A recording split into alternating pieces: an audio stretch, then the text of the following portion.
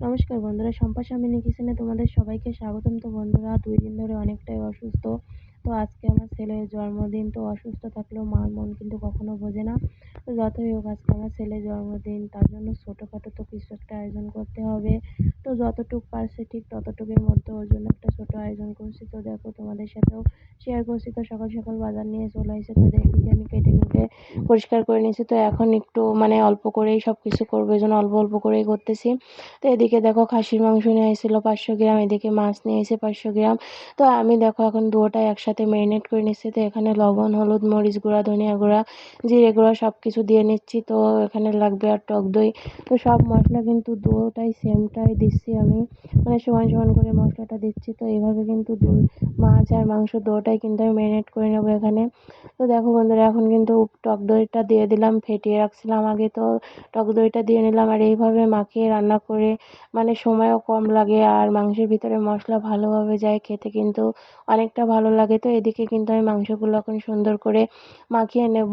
আর আমার ছেলের অল্প খুশিতে অল্প জিনিসে কিন্তু খুশি হয়ে যায়। তো যেহেতু ও কিন্তু অনেকটা এখন বোঝে, বা যারা বোঝে না তাদের জন্য কিন্তু না করলেও বা কোনো কিছু যায় আসে না, বা যারা বোঝে তাদের জন্য করলে কিন্তু তারা অনেকটা আনন্দ পায়। তো মা বাবার মন কিন্তু একদমই বোঝে না, সে ছোট হোক আর বড় হোক, সবার জন্যই কিন্তু মা বাবার ইচ্ছা করে যে আমার বাচ্চার জন্য আমি এরকম আয়োজন করব। তো যেহেতু অসুস্থ আমরা, বলতে গেলে বাড়ির সবাই অসুস্থ অনেকটাই, তো তারপরেও মায়ের মন বাবার মন কখনো বোঝে না। এই জন্য ছোটোখাটো করে বা ঘরোয়াভাবে আমার ছেলেটার জন্য একটু ছোট্ট একটা আয়োজন করলাম।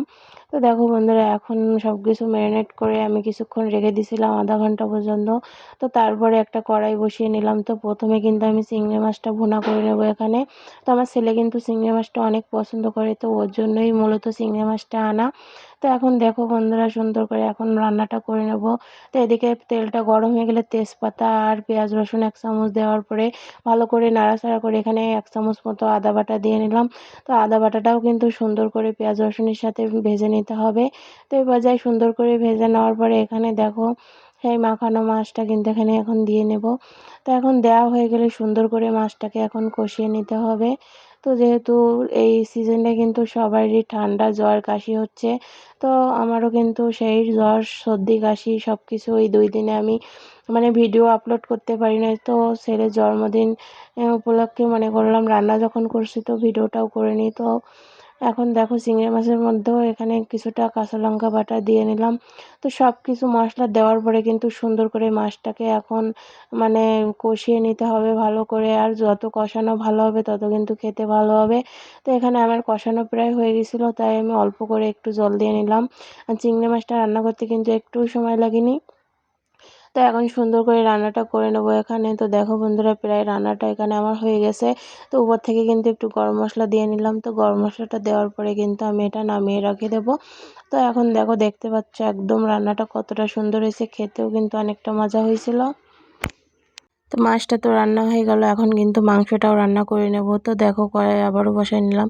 তো কড়াইতে আবারও পরিমাণ মতো তেল দিয়ে নিলাম। তো তেলটা গরম হয়ে গেলে ফোড়নে দিয়ে দিলাম এলাচ, আর দিয়ে দিলাম দারুচিনি, আর দিয়ে দিলাম তেজপাতা, আস্ত জিরা। তো দেওয়ার পরে এখানে দেখো আলুগুলো ভেজে নিতে হবে লাল লাল করে। তো আলুগুলোকে প্রথমে ভেজে নিচ্ছি লাল লাল করে এখানে। তো এইভাবে আলুগুলো লাল লাল করে ভেজে কিন্তু এখানে আমি তুলে নেব আলুগুলোকে। আর একদম সহজভাবে কিন্তু আজকে রান্নাবান্না সেরে নিয়েছি। তো দেখতেই পাচ্ছ, এখন ওর ভিতরে দিয়ে দিলাম আদা রসুন বাটা। এখন দিয়ে দেব রসুন বাটা, আদা বাটা সব একসাথে দিয়ে কিন্তু রান্নাটা করে নিতে হবে। তো আমার কিন্তু কথা বলতে গেলেও অনেকটা কষ্ট হচ্ছে, তারপরেও কিন্তু ভিডিও তো আপলোড দিতেই হবে, এই জন্য কষ্ট হলেও কিন্তু ভিডিও করতে হচ্ছে, ভিডিও বা ভয়েস দিতে হচ্ছে এমনটাই। তো দেখো, কাঁচা লঙ্কাটাও কিন্তু এখানে দিয়ে ভালো করে আদা পেঁয়াজ রসুনের সাথে সব কিছুর সাথে এখানে ভেজে নিলাম। তো ভালো করে ভেজে নেওয়ার পরে সেই ম্যারিনেট করা মাংসটা কিন্তু এখন দিয়ে নিতে হবে। তো মাংসটা দিয়ে নেওয়ার পরে এখন সুন্দর করে কিন্তু কষিয়ে নিতে হবে এখানে। তো দেখতেই পাচ্ছ, মাংসটা মাখিয়ে রাখার জন্য কালারটা কিন্তু আরও সুন্দর হয়েছে। তো উপর থেকে একটু চুই ঝাল দিয়ে নিলাম, আর দিয়ে নিলাম একটা রসুন, যেহেতু আমার ছেলেটা কিন্তু রসুন খেতে অনেক ভালোবাসে।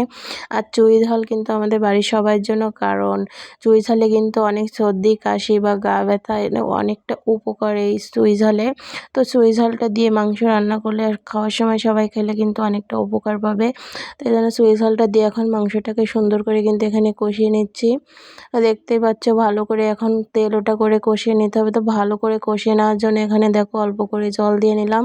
তো ভালো করে কিন্তু এখন কষিয়ে নেব। তো এই জলটা কিন্তু ফুল একদম টেনে যাবে এর সাথে। তো এইভাবে দেখো জলটাকে ভালো করে শুকিয়ে নিচ্ছি। তো শুকানোর পরে এখানে কিন্তু সুন্দরভাবে কষানো হয়ে গেছে, দেখলে হয়তো বুঝতে পারছো তোমরা। তো এই পর্যায়ে কিন্তু এখন জল দিয়ে দিতে হবে ঝোলের জন্য। তো দেখো এখন ঝোলের জন্য জলটা আমি অ্যাড করে নিলাম। তো এখন একটা গামলা দিয়ে কিন্তু ঢাকা দিয়ে রেখে দেবো। তো এইভাবে কিছুক্ষণ ঢাকা দিয়ে রান্না করে নিতে হবে। তো এদিকে কিন্তু ঢাকাটা খুলেও নিয়েছি। তো দেখতেই পাচ্ছ ভালোভাবে কিন্তু মাংস দিয়ে আলু দিয়ে সব কিছু সিদ্ধ হয়ে গেছে। তো উপর থেকে একটু গরম মশলাও দিয়ে নিলাম। তো গরম মশলা দেওয়ার পরে কিন্তু আর কিছুক্ষণ একটু জাল করেই কিন্তু আমি নামিয়ে নেব। তো একদম সুন্দরভাবে রান্নাটা হয়ে গেছিলো। তো কালারটাও কিন্তু দুর্দান্ত চলে আসছে।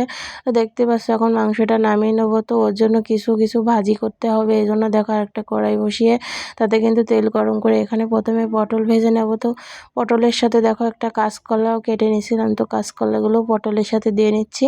তো এখন সুন্দর করে কিন্তু কাঁচকলা পটল একসাথে কিন্তু ভেজে নিতে হবে। তো দেখো এখানে ভাজা হয়ে গেছে। তো সবগুলো তুলে নেওয়ার পর এখানে একটা বেগুন কেটে নিয়েছি, তো বেগুনটাও ভেজে নেব। তো বেগুনটা এখন ভেজে নিতে হবে। তো দেখতে পাচ্ছ বেগুনটা কিন্তু এখানে ভেজে নেওয়া হয়ে গেছে। তো বেগুনটাও তুলে নেব। তো সবশেষে এখানে দেখো বরবটি, তো বরবটিও নিয়ে আসছিল ওর বাবা। তো দেখো বরবটিগুলোও কিন্তু আমি এখন ভেজে নেব। তো এই সামান্য বিষয় দিয়ে ওর সামনে একটা থালা সাজিয়ে দিলে কিন্তু ও অনেকটা খুশি। তো ওর ছোট্ট খুশির জন্য আমার এই কষ্টটুকুই কিন্তু কিছুই না। তো ছিপ ভেজে নেওয়ার পরে এখানে দেখো পায়েস রান্না করবো ওর জন্য।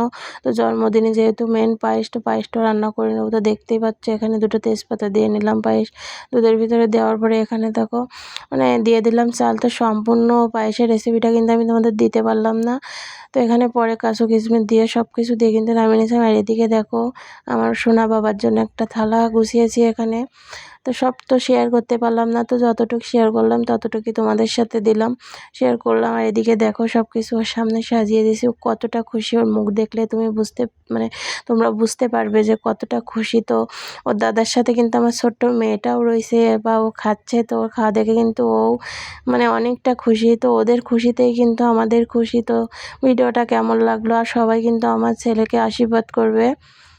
তো আজকের মতো ভিডিওটা এই পর্যন্ত। সবাই ভালো থাকবে, সুস্থ থাকবে।